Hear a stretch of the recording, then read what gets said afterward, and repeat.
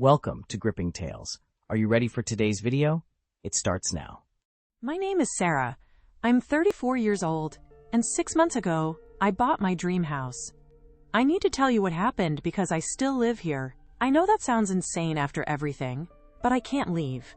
And I don't mean that in some metaphorical way. I mean I literally cannot leave.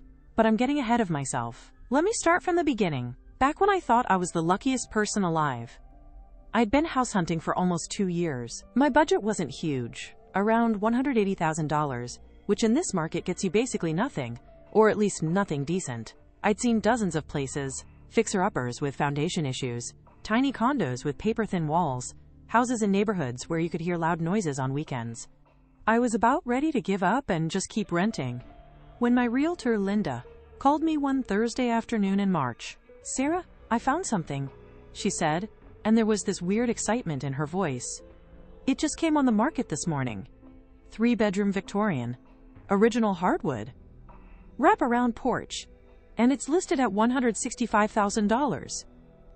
I laughed. "What's wrong with it? Mold? Haunted? Built on a cemetery?" She hesitated for just a second. "The owner passed away. Estate sale. They want it gone fast." "When can we see it? How about now?" An hour later, I was standing in front of 447 Maple Street, and I swear to God, my heart actually skipped. It was beautiful. Not perfect. The paint was peeling in spots, the yard needed work, the porch had a few loose boards, but it had character, the kind of house you see in movies, the kind of house I'd been dreaming about since I was a kid. Linda unlocked the door and we stepped inside. The smell hit me first. Not bad, just old. Like dust and wood polish and something faintly floral. Like dried lavender. The floors creaked under our feet, but in a charming way. The living room had a fireplace with intricate tile work. The kitchen had original cabinets with glass doors. Upstairs, the bedrooms had these huge windows that let in streams of golden afternoon light. "What do you think?" Linda asked. I was already picturing where my furniture would go. "I think I'm in love." "There's one thing," she said, and her tone shifted slightly. "The previous owner, she lived here for 62 years, died in her sleep upstairs. Natural causes, nothing suspicious. But some buyers get weird about that." I shrugged. "People die in houses all the time. Doesn't bother me." And it didn't. Not then. We went through the rest of the house. The basement was unfinished but dry. The attic had great storage space. Everything seemed solid.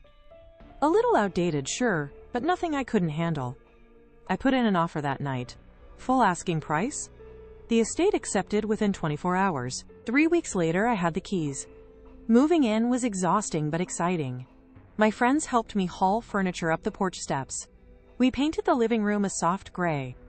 I hung curtains, arranged books on shelves, set up my bed in the master bedroom. That first night alone in the house, I remember lying in bed listening to all the unfamiliar sounds. The way the floors settled, the hum of the refrigerator downstairs, the wind rattling the windows. But I felt safe, happy, like I'd finally made it. The first weird thing happened about a week in.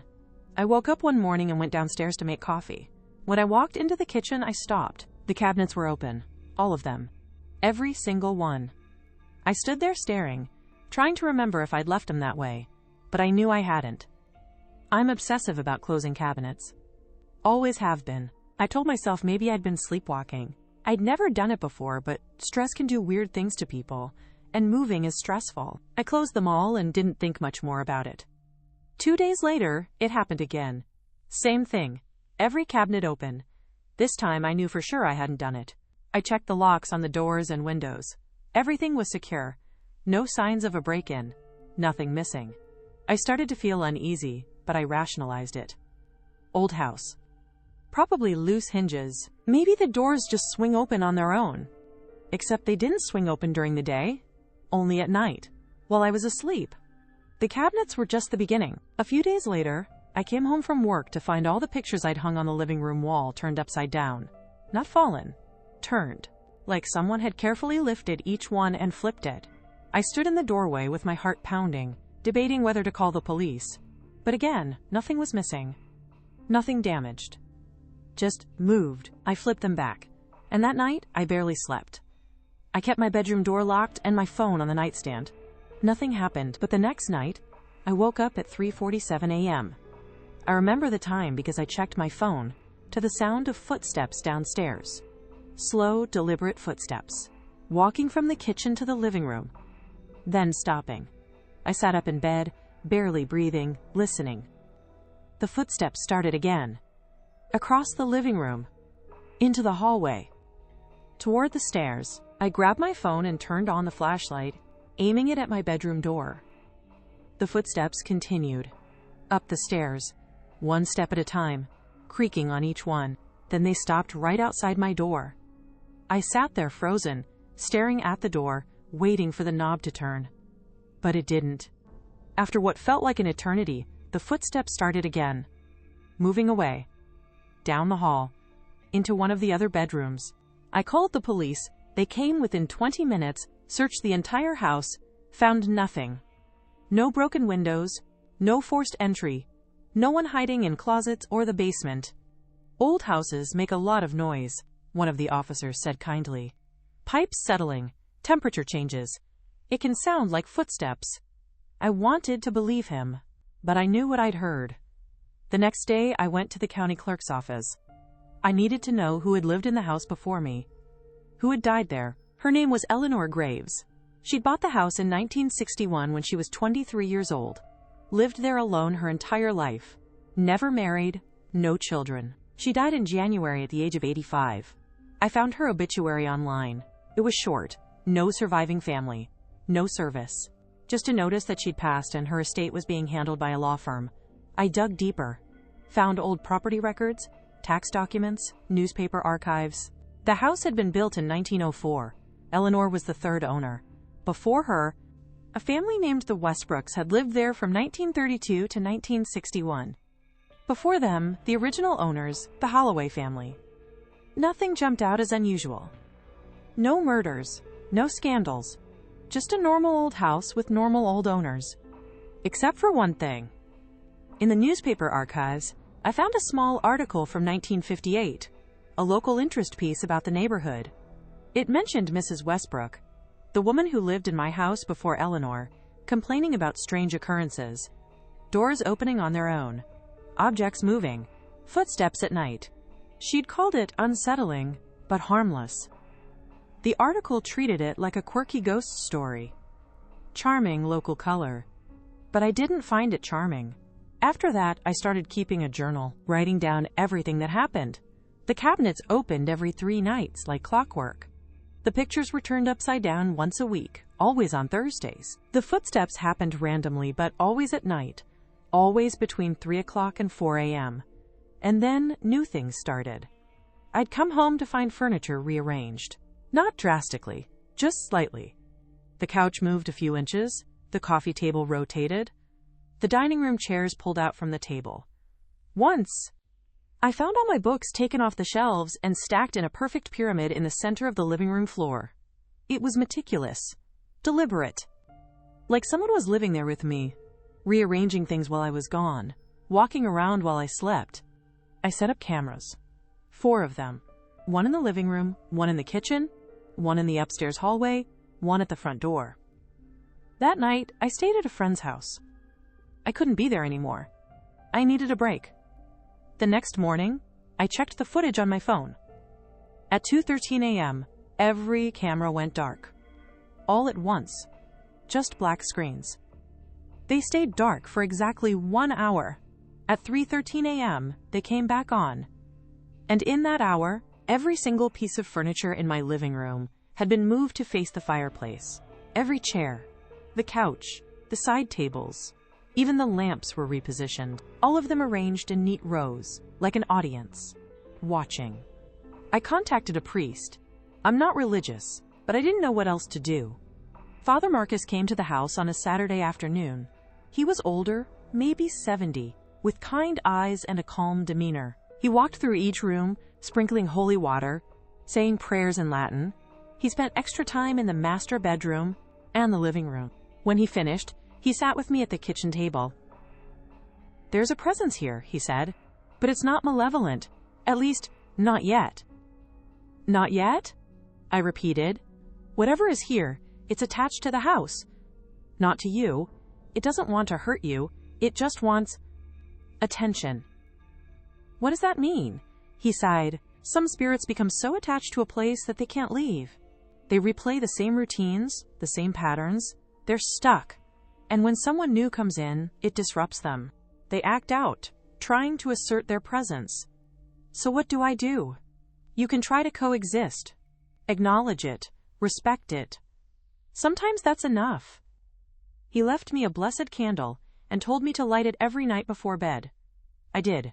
It didn't help. 3 weeks after Father Marcus's visit, I noticed something I'd somehow missed before. In the hallway upstairs, between the 2 guest bedrooms, there was a door. It was painted the same color as the walls, almost blending in. I'd walked past it dozens of times, but never really registered it. I tried the handle. Locked. I looked for a key. Checked all the drawers, the kitchen junk drawer, the closets. Nothing. I called Linda, my realtor. Asked if she knew what was behind the door. I honestly don't remember, she said. Probably just a closet or storage space. I should have left it alone, but I couldn't stop thinking about it. I bought a lock-picking kit online. Watched YouTube tutorials. It took me 3 days, but I finally got the door open.